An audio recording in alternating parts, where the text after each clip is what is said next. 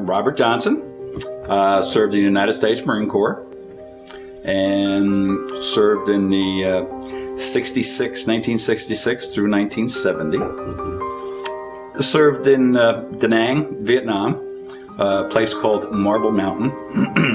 It was an air base outside of Da Nang, and there was this huge mountain outside of Da Nang, and it was called Marble Mountain. I was a HU-1 Echo, a Huey mechanic, a Huey gunship mechanic, and also served as the crew chief and door gunner. So whenever the aircraft flew a mission, I was with it.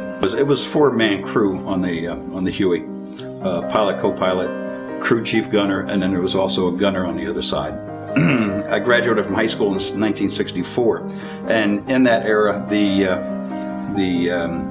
draft was very prevalent, and my father was an Air Force pilot.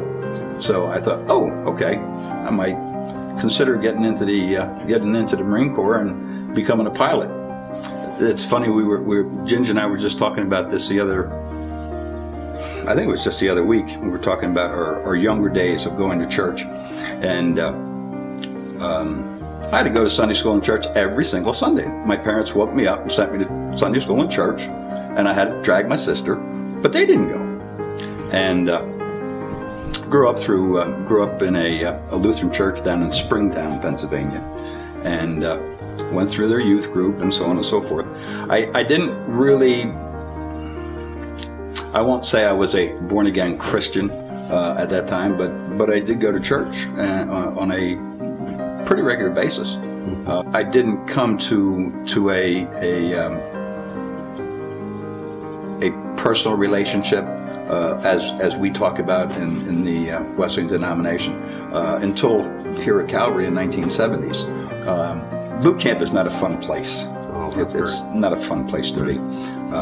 You're yelled at a lot. Oh, yeah. You're told that, and probably not the best of terms either, right? Yeah. So my one saving grace was every Sunday you were entitled or allowed to go to church.